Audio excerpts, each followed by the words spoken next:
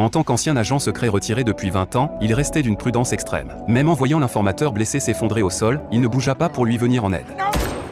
Abby savait que cet homme était grièvement touché et qu'il n'y avait plus rien à faire. De plus, il connaissait leur position, alors elle décida d'appuyer sur la gâchette. Le but d'Abby en infiltrant l'Afghanistan n'était autre que de sauver sa fille, enlevée par un chef de guerre. Mais à la frontière, ils furent attaqués. Heureusement, ce n'était qu'un simple pillage de marchandises. Le chauffeur fut abattu, et les deux hommes, désormais seuls, ignoraient la route à suivre. Alors qu'ils étaient encore sous le choc, son coéquipier finit par trouver un GPS dans la boîte à gants. Le véhicule cahotait à travers la plaine, quand soudain apparut une bifurcation. Le GPS indiquait clairement de tourner à gauche, mais Abby choisit d'aller tout droit vers la droite. Jeune, il avait déjà mené des missions ici, et connaissait parfaitement les ruses locales. L'endroit indiqué par le GPS était sûrement un piège, tandis que le véritable camp devait se trouver dans la direction opposée. Son compagnon, assis à côté, doutait encore, mais à peine eurent-ils franchi la colline qu'il resta bouche bée. Devant eux, de la fumée s'élevait. Abby descendit du véhicule, confiant, persuadé d'avoir trouvé le contact. Mais dès qu'il franchit la porte, les conversations cessèrent net. Tous les regards se braquèrent sur lui, et l'atmosphère devint instantanément tendue. Il comprit aussitôt que quelque chose clochait. S'était-il introduit sur le territoire ennemi? Abby tenta d'expliquer qu'il avait rendez-vous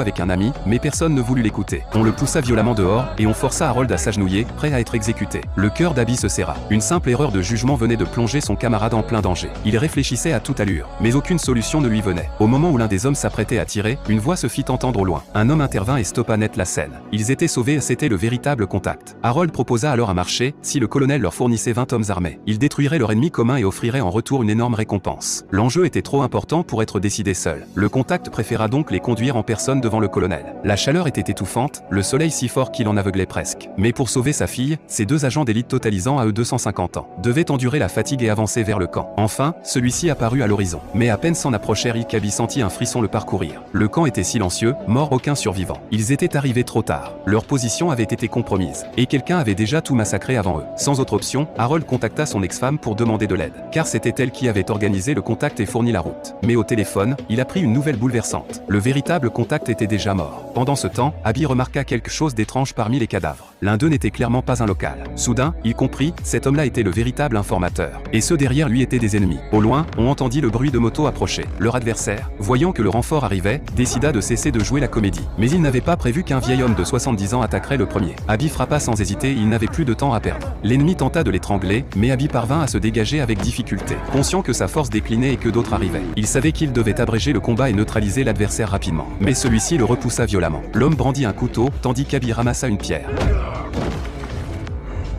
Il fut finalement blessé. L'ennemi se révéla être un espion taliban, cherchant à se rapprocher de Faraz en livrant Abby vivant comme présent. Comprenant qu'il voulait le capturer, Abby profita de l'occasion pour contre-attaquer. Le mit hors de combat, puis sauta sur un cheval sans la moindre hésitation, s'enfuyant à toute allure dans la steppe. Mais la route n'était qu'un sentier montagneux, il était impossible